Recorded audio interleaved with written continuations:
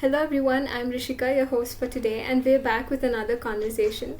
And today we have with us Sankalp Mogulotu, Senior Consultant in Tax Technology at DMA, aka Dusham Macmillan and Associates, a passionate drummer, a content creator on YouTube alongside his wife Monica, a master's graduate from the University of Houston, and a proud alumnus of CVR College of Engineering.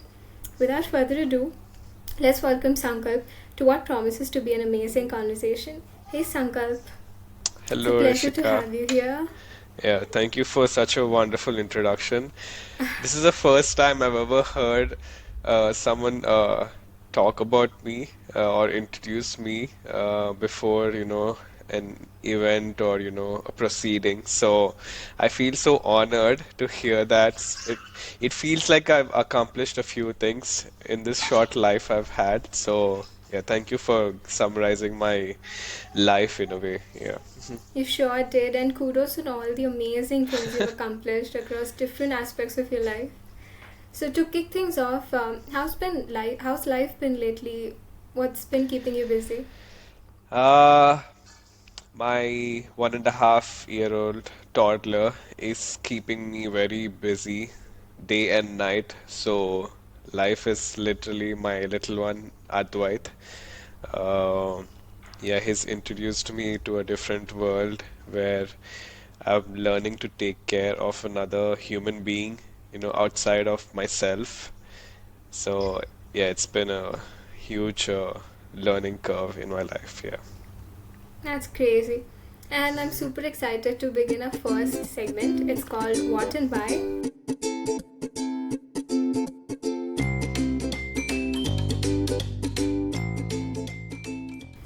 So, Sankalp, here's the question of the hour. Being a senior consultant, musician, YouTuber, dad, and husband, you wear so many hats, right? What does a typical day in your life look like with so much happening around?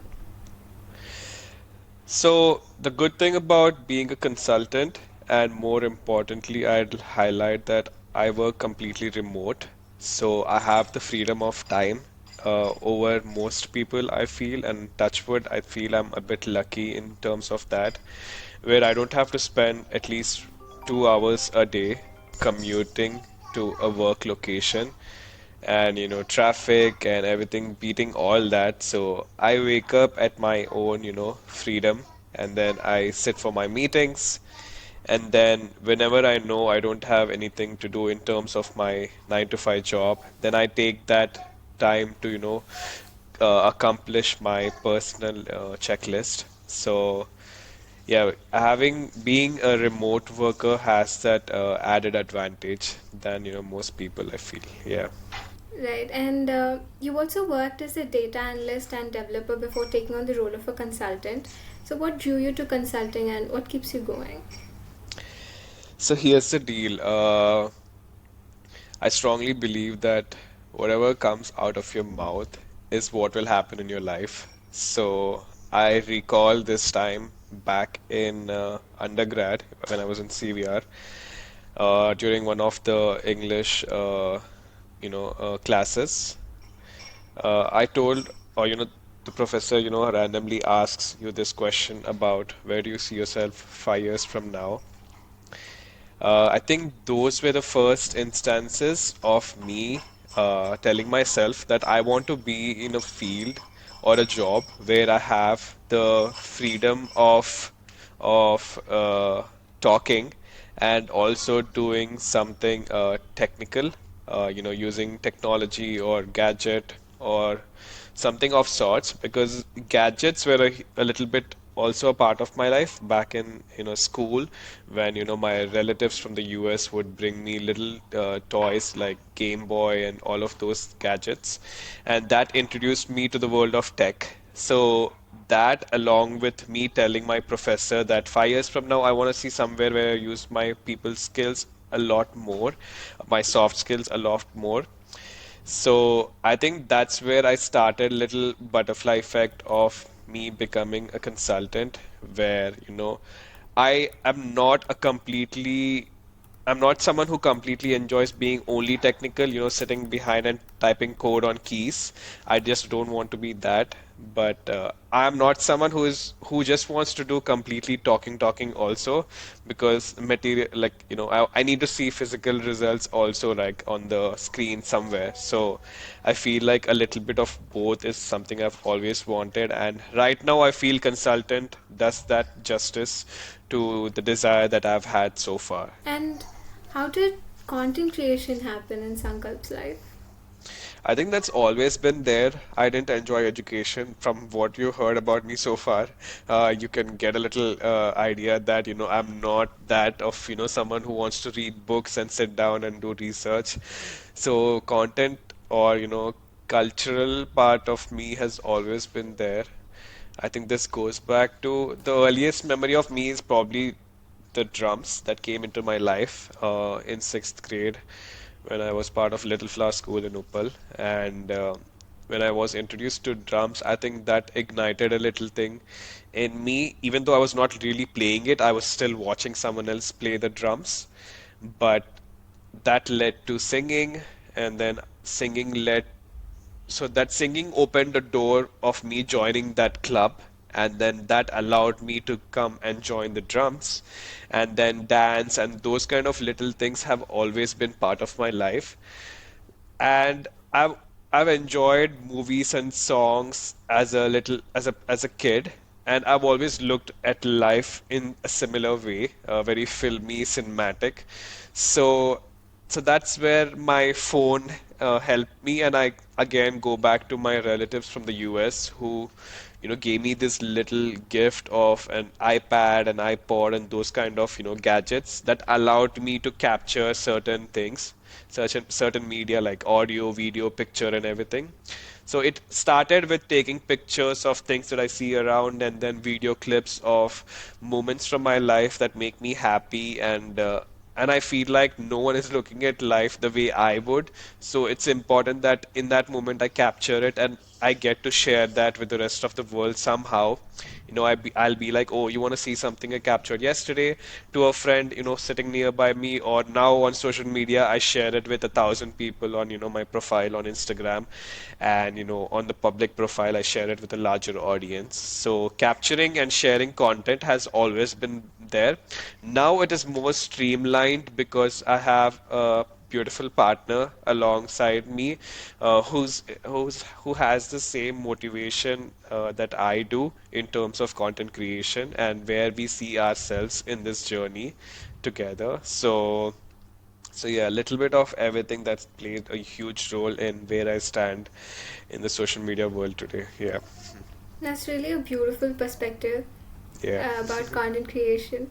So, and what fascinates you the most about drums? Fascination. Uh, I don't know. It's just the rhythm. Uh, I remember this particular example from my life where, then it goes back to my English professor from CVR, who gives these random objects uh, in relation to speaking skills. He gives you certain objects and he asks you to, talk about that object for a minute or so. So here's what I did. I took so here's what he gave me. He gave me a mic, and he said, "This is your object. You need to use it and speak about it," or something like that. And this is how I started. I took the mic, I put it against my heart, and I made the sound of a heartbeat. So that's how I look at drums in my life, It's somehow Oh, a wow. part of me, and that's how I resonated it through a mic and the sound of a mic booming against my chest. So I don't know, it's just been always a part of me somehow, and the way I play the rhythm or the beat on the drums, I think makes me happy in a certain way, and I think gives a little certain kind of peace. Even though the sound of drums can be very loud, it's totally opposite to the meaning of peace and calm, right? Yet Yeah. that playing the drums itself gives me those kind of emotions. So yeah, that's how drums has played a huge role in my life. Yeah. That's wonderful. And also it's sorry, yeah, also it's created several, or I was going to say billion, but maybe billion in the future, but several opportunities for me so far in my life because of me picking up two sticks and playing drums on stage. A lot more people have learned about my existence in this world, and I've gotten a lot more opportunities, to play for events maybe, or because of drums, I participated in a different kind of event, completely opposite to an instrument music, situation. So yeah, it's just opened several opportunities for me like that. Yeah. Great. And that was the final question for this segment. And this brings us to our next segment, CVR, Yeah. aka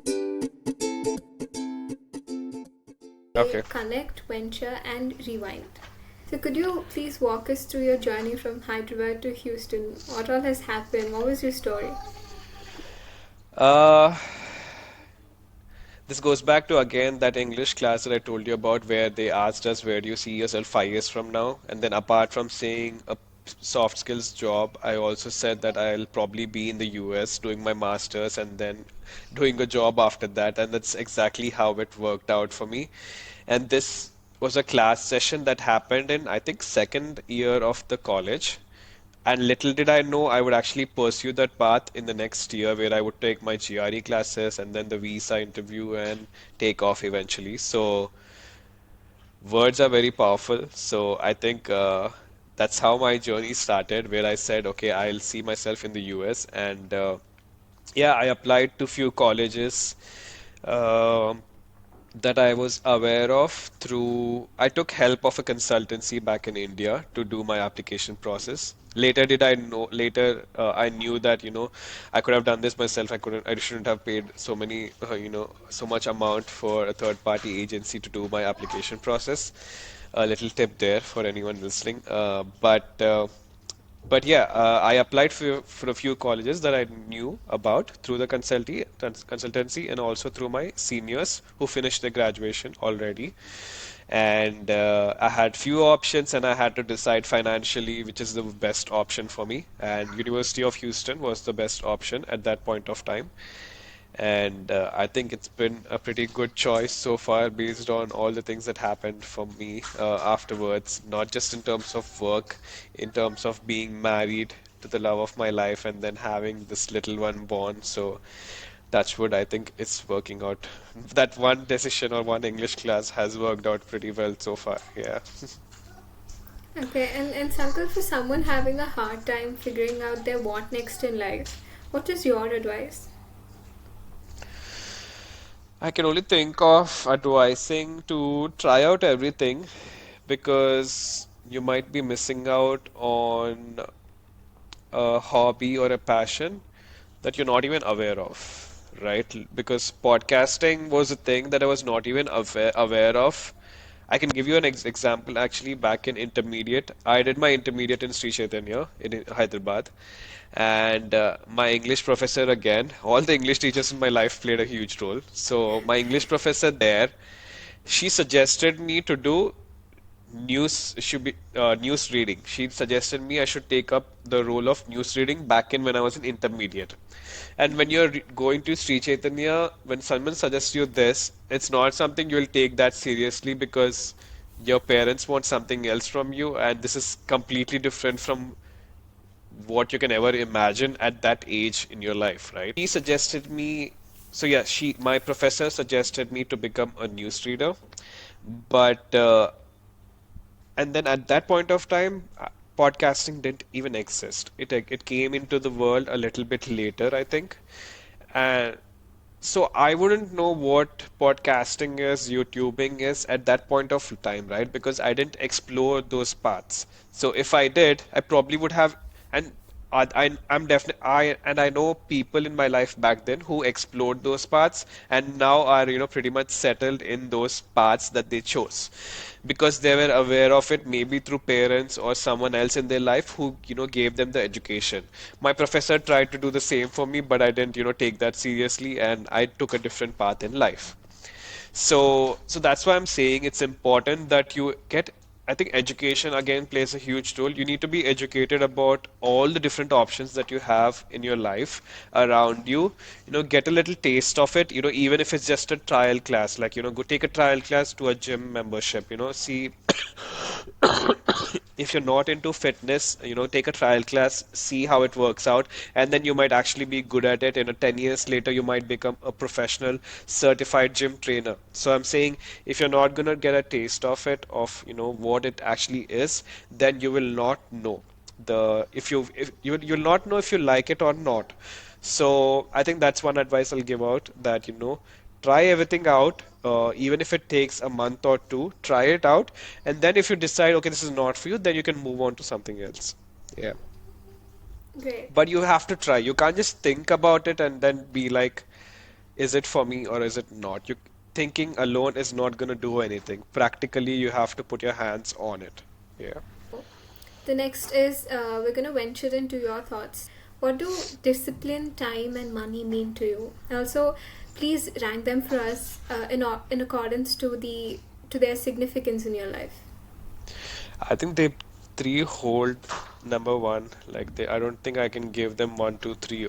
They all have, they all play hand in hand, like equally. Discipline, because everything in my life, like my 9 to 5 job, I need to be disciplined about my deadlines and complete my project goals. Otherwise, I can't complete other personal checklists in my life if I keep procrastinating on my 9 to 5 job. And time scheduling my life has become so important because I need to assign my time to my full-time job. I need to assign my time in maintaining a good, healthy relationship with my wife. I need to assign my time in taking care of my little one, and not just taking care, help him grow and actually live happily with him in that moment. And what was the third thing that you said? Money, discipline, Money. time, and money. If you follow the first two, I think money should flow naturally into your life. And yes, again, money is unfortunately a huge part of today's life, without which, yes, you can do certain things in life, but it just elevates the quality of it. Yes, you and I can have a conversation on a WhatsApp, but paying for a little subscription or so for a little third-party website called Riverside is elevating our quality of the conversation that we do today, and the content that you're able to put out in terms of perspective one, perspective two, and perspective three different angles for just this one conversation, right? So a little bit of money is helping us achieve that. So only in terms of elevating the quality of your life, I think that plays a significant role. But for me, three are equally important. Uh, yeah, if you can schedule your life, you don't have to do it from 12 a.m. to again 12 a.m. You just have to make sure that you're able to do at least in terms of achieving the goals that you have, and then you can have the little freedom to relax and do anything up outside of your little checklist, because everything doesn't have to go according to a checklist. Then it doesn't feel like you're living a life, right? You're just living to complete a checklist on your life. That's not how you want to do, right? So yeah, everything plays a huge role, and then you just have to be obedient about all of those three things. Yeah. So, since you're also quite a traveler, why do you think someone should travel, and how does traveling impact an individual's life? I think in general, just seeing some color in life helps. Like, even when you go for a little walk, when you see a little bit of green on the grass, a little bit of blue in the sky, and a little bit of color in the people's clothes and all of that around you, I feel it just opens up little pores in your body that helps you have this new perspective in life, to look at things differently. And nature is huge in front of you, right? You're just little particle in this huge universe, right? So if you when you travel, and especially when you go to these nature related areas like huge mountains or water bodies, and trees that are, bigger than life. So if you go to such places, you'll understand, nothing is so much more important. Nothing should have so much more importance because there are bigger things in life that, have that exist. So your little problem is not a big deal, it's there today.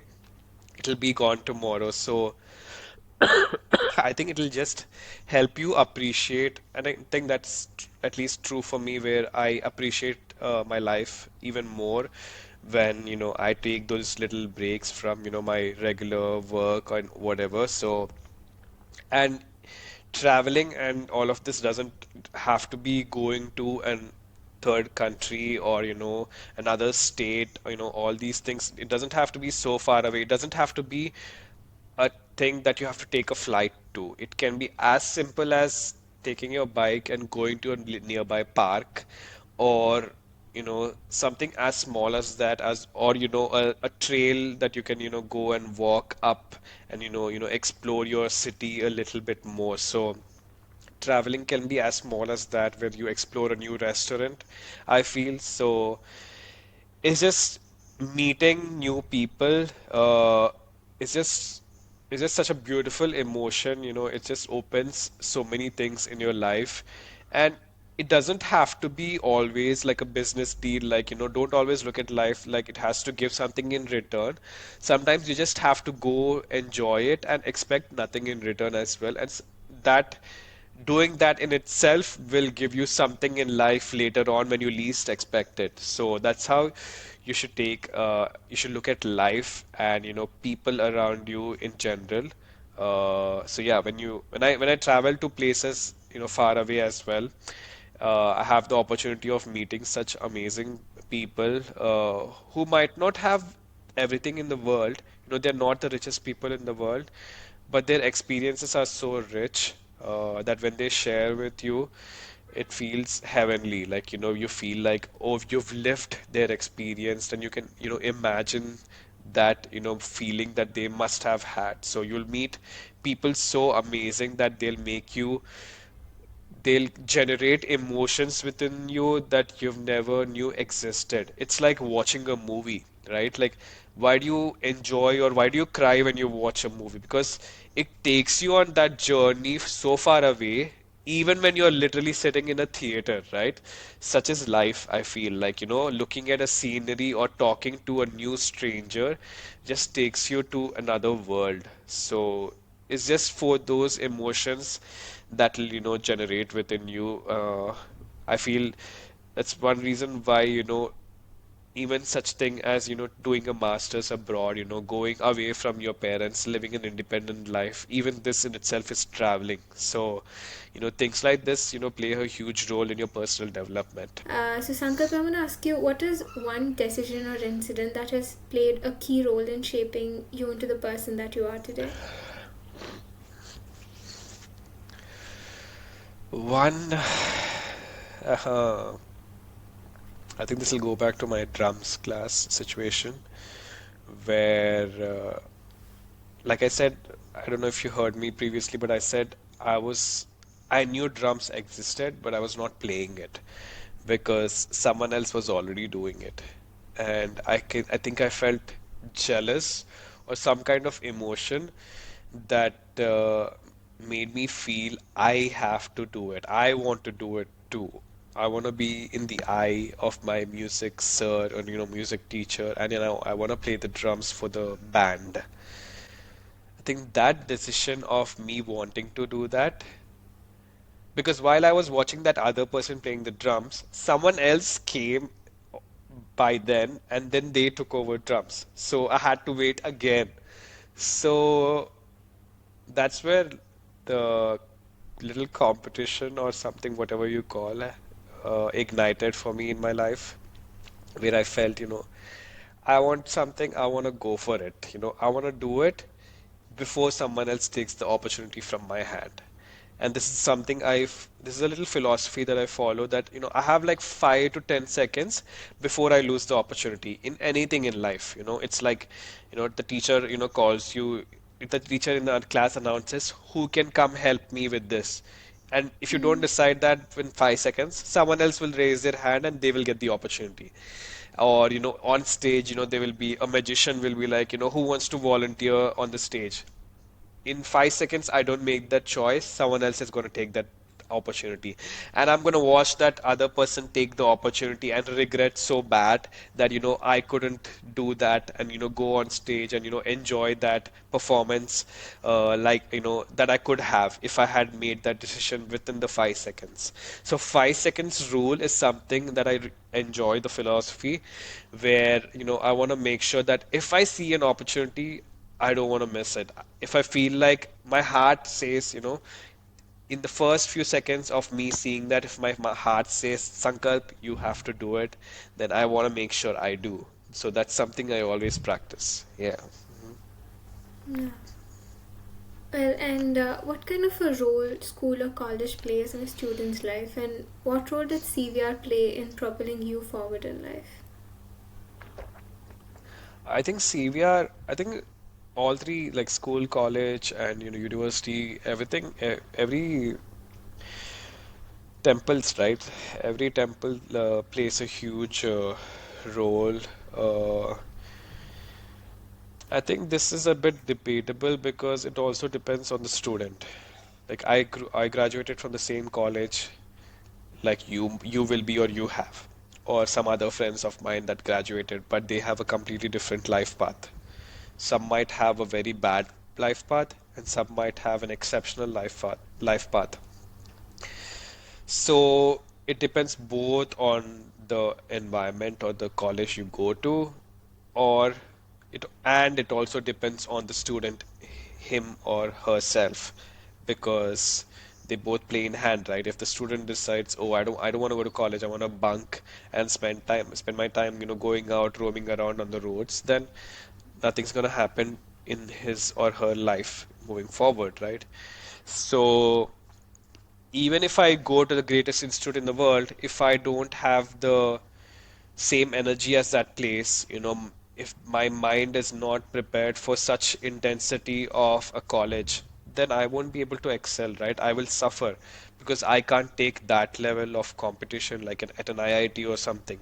I feel like somehow for what I wanted to achieve in life in terms of participating in various events in college and being part of English classes and enjoying all these moments, being in CVR worked out perfectly for me. If I was in a different college, I don't know how it would have worked out. So I think in life you can't always think about what if I had chosen a different path.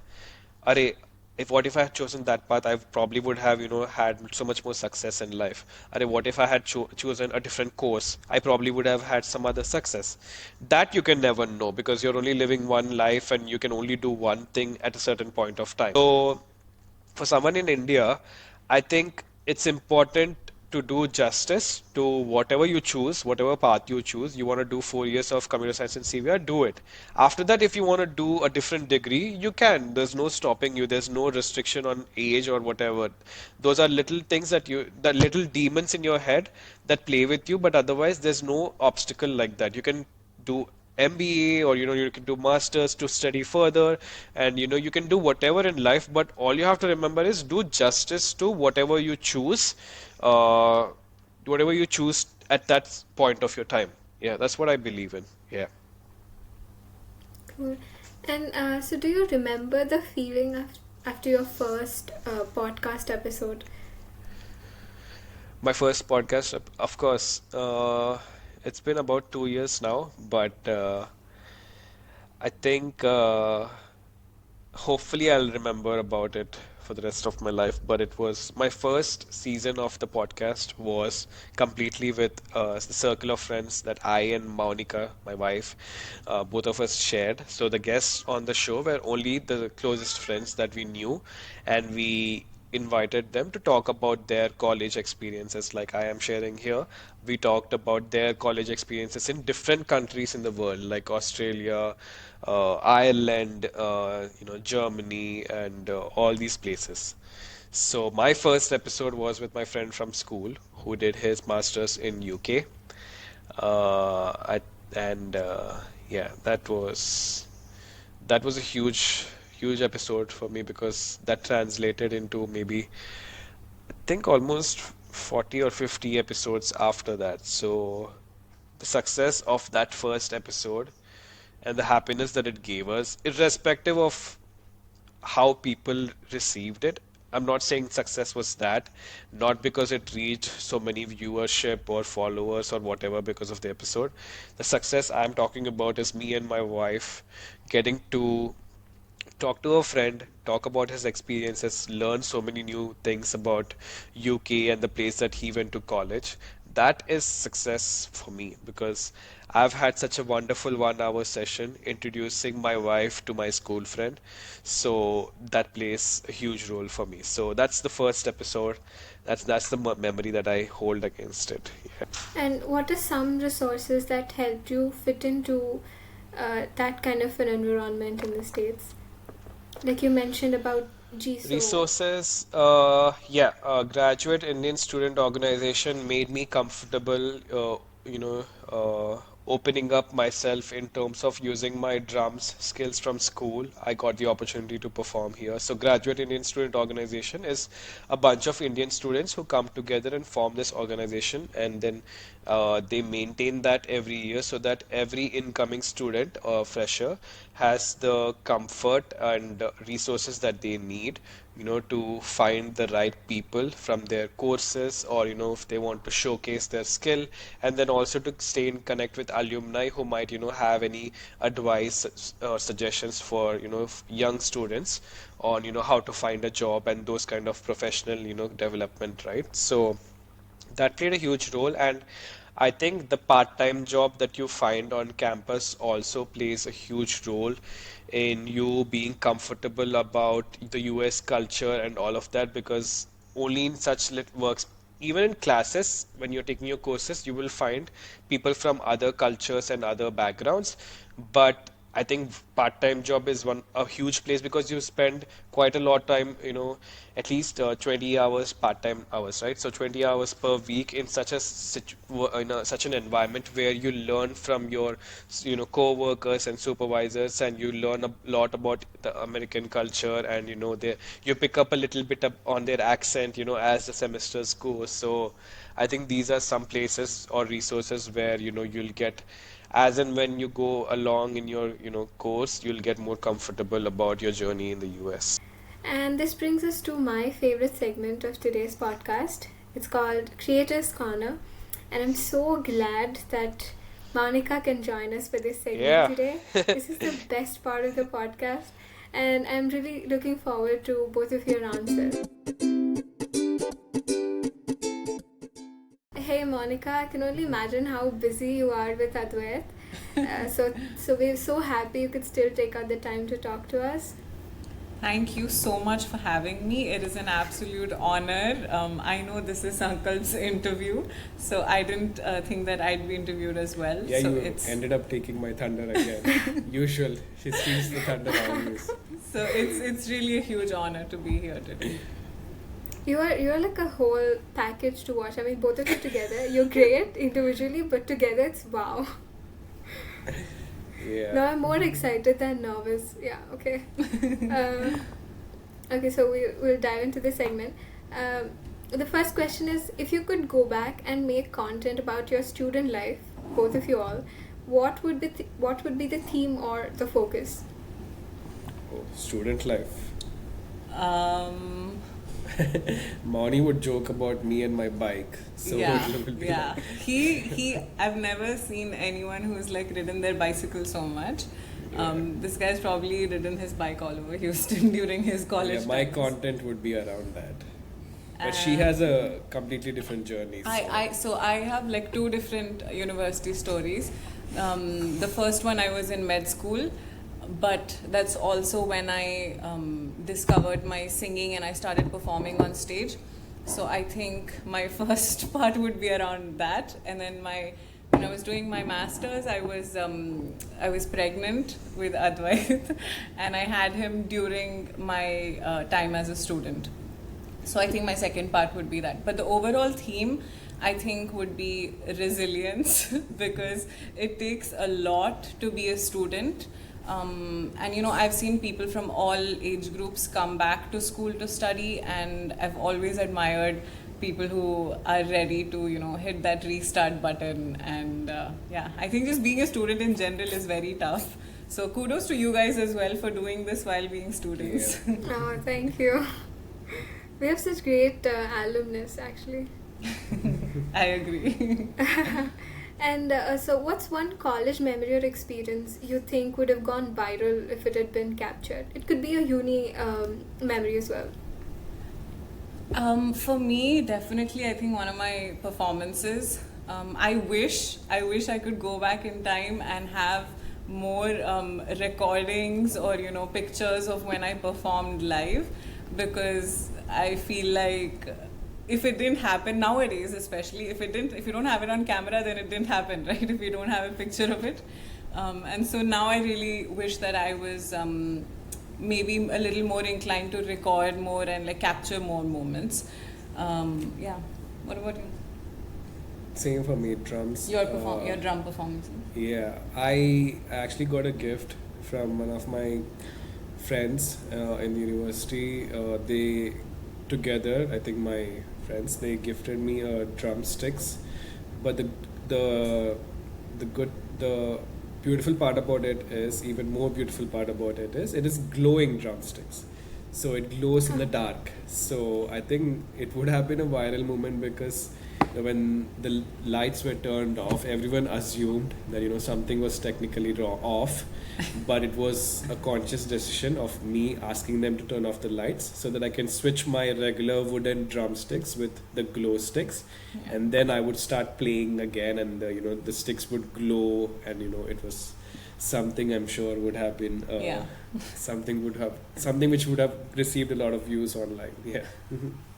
It would have sure did.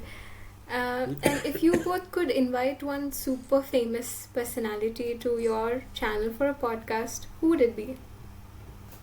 I think Sid Sriram. Sid Sriram for you? Yeah. Maybe I think probably a musician. Yeah, musician. A.R. Rahman. I would have like MS Subbulakshmi if she was still here. Someone like that. Definitely an artist. Because I think one person is something we can't choose. That's a really tough question. You've really put us on the spot. One person is like really tough to choose. Okay.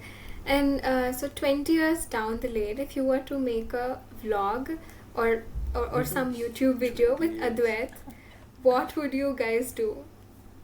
I mean, now Advait's fully grown. 20 years. Okay. He's probably an adult. Definitely perform. So I'll be playing drums, she'll be singing, and he'll be playing some instrument or maybe singing along. Like a family band. Yeah, definitely a band. That's only if he still wants to spend time with us as an adult. Yeah. So if you ask us, where do you see yourself 20 years from now? On a stage performing. Yeah. That would be such a cute moment, the three of you. And what's the most favorite video of you guys on this channel, on this YouTube channel that you own, and why is that? Ritwis concert. Interesting question. Favorite? There are a few, but there are so many, but I wanted to say our first video together. I think we did the birth story that we did together. That was the first one. I was going to say that too, but I love Ritwis music, so we had the opportunity to go see his concert with him on wearing noise cancelling headphones. So, and Ritwis held him in as his a 3-month-old arms. baby. Advait attended his first music concert. Yeah. So that was a memorable moment. And a few others are, I think every time we've met one of our podcast guests in person, those moments have been really magical for me. Those videos are very special because, as you know, it's usually an online episode that we do, and they make such an impact on us, and we've been very lucky to form these meaningful connections and relationships beyond just the podcast episode. So I'm really grateful for making those friends. Yeah. So those videos are special too.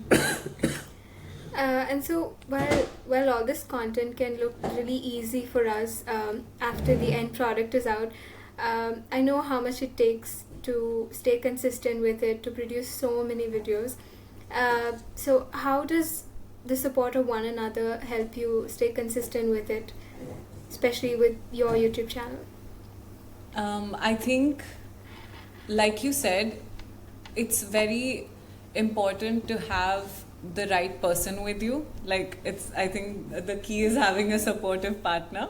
So I lucked out, and I think one thing about Sankalp, which I've always really admired, is he's a doer. He is. He's someone who will never procrastinate anything, which is, I believe, a rare human quality these days. He just mentioned that the 5-second rule. Yeah, so he'll say, as we do, we often get lazy and we'll say, I want to do this tomorrow, I'll plan my day tomorrow like this. But Sankalp will say, why don't you want to do it right now? Just do what's stopping you now, So I think that is a key motivating factor in all the content that we create.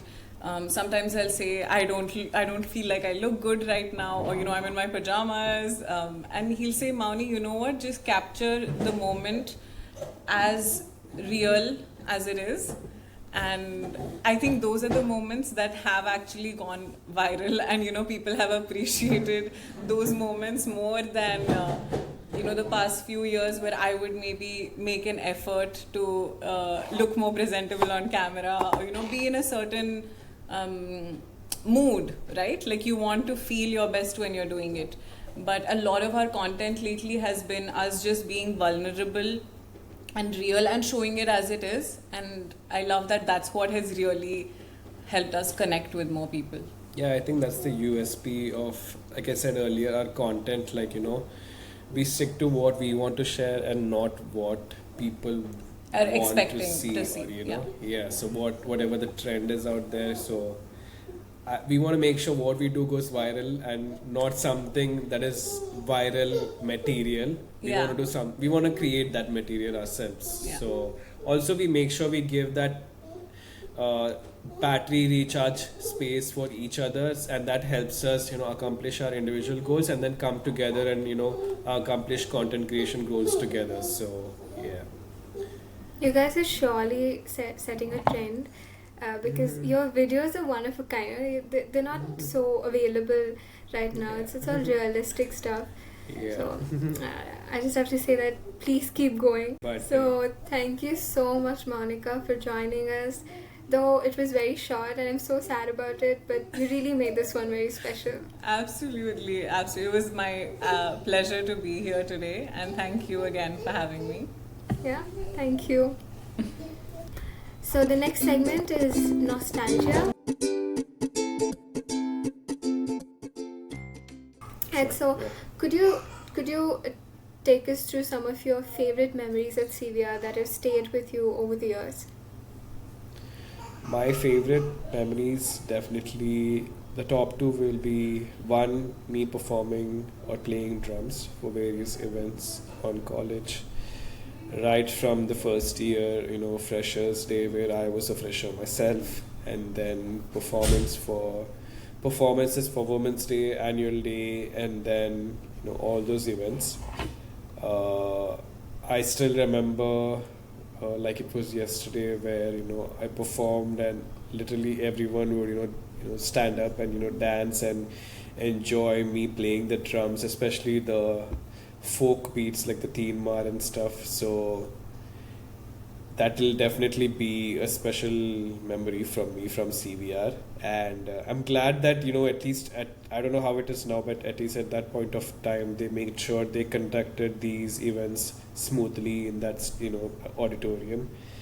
The other thing will be definitely the professors and the teachers, the professors that I got to meet, especially my English professor, Upendra sir, and the growth that I've had because of him and his way of teaching his students was truly unique. So those will be my memories. And if I don't sound like I'm offending you, and only if you're comfortable, What were your scores like back then? I mean, how tough or easy was B.Tech I for had you? a couple of backlogs. Oh, Yeah, I did a couple of backlogs.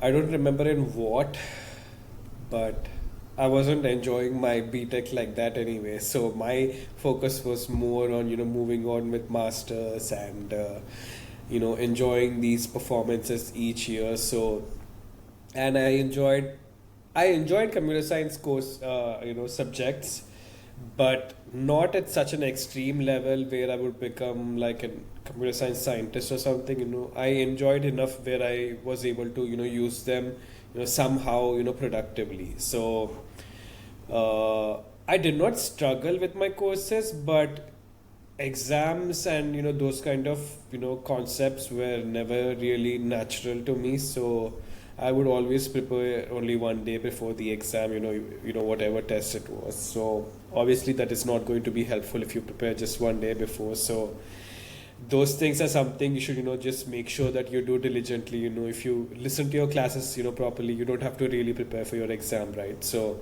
those kind of things were some things I would probably do differently, but yeah, in terms of I always was, my attendance was like 95 to 100. That was never a problem. I would always want to make sure I attend the classes, because there's some kind of a muscle memory that remains in terms of when you attend your exam, that you remember something from your class which you didn't prepare during your preparation for the exam itself. So my attendance was always between 95 and 100. Even if there were like 4 or 5 people attending the class, I would be one of them. So that was never an issue. And I've always had good reputation with my professors and everyone. So I guess that goes back to how Raghava sir insisted I connect with you guys and do this podcast and those kind of things. But I think I shouldn't have taken it too seriously, but I'm glad I did, because that helped me prepare that structure in life where having that 95% attendance meant even in life I would make sure I have at least 95% of concentration and focus in anything that I do or want to achieve in life. So that's how I look at it. Yeah. mm-hmm. And how did you enjoy your time at Cadenza? I mean, how did you join the club? What all went into it? And what was the most exciting and memorable performance for you? So Cadenza, the music club, I think Samuel sir, played a huge role in that, where he made sure he would, take us all on these little performances on stage for various events. So I think, yeah, just meeting people who know how to play music instruments and sing, because that's the kind of people I always was comfortable with from school. So through Cadenza, I was able to meet such bunch of people, and even now I'm still in contact with those people more than my regular bunch of friends from my class or somewhere else I met during my time in CVR. My most my closest friends I think are from Cadenza and these kind of engagements. So yeah. And so we can wrap up this segment with one last question, a fun one, a Okay. quick one.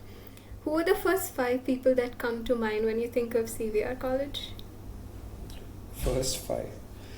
Raghava sir, because he was so strict and his way of teaching was so over my head. I think it still is, but he was just different in the way he would educate the students. Not like reading a book and writing down or reading the slides from a PowerPoint presentation. That was not his thing. So I can think of Raghava sir, Samuel sir, who was a huge role in my music growth in CVR, and Upendra sir for my English growth. He actually introduced me to Swami Vivekananda Institute, I think in India, in Hyderabad somewhere, where he encouraged me to do a public speaking event. I think there were like 1,000 to 5,000 people out there.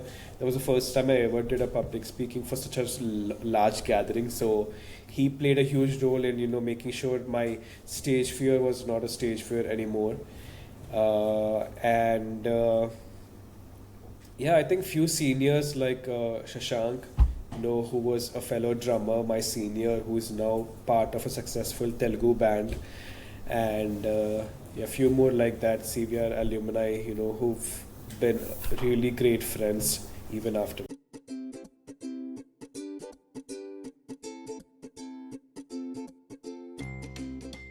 Drums. Planned. I can't choose a favorite. I have to be diplomatic here, but every guest has been truly life-changing.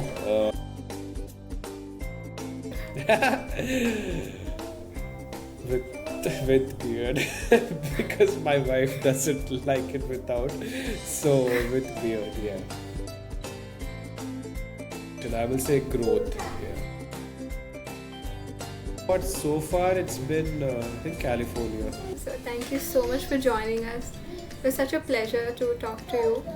I'm sure the viewers would have enjoyed it as much. Yeah, I'm glad and I'm so privileged that I got the opportunity to talk about myself for so long, which is quite shocking for me that I can talk about myself for 1.5 hours. So yeah, thank you for giving me this opportunity, and I'm good luck to you guys, not just for this podcast thing, but for life in general, and I already know you'll be a huge success in life. So thank you. Thank you again for this opportunity.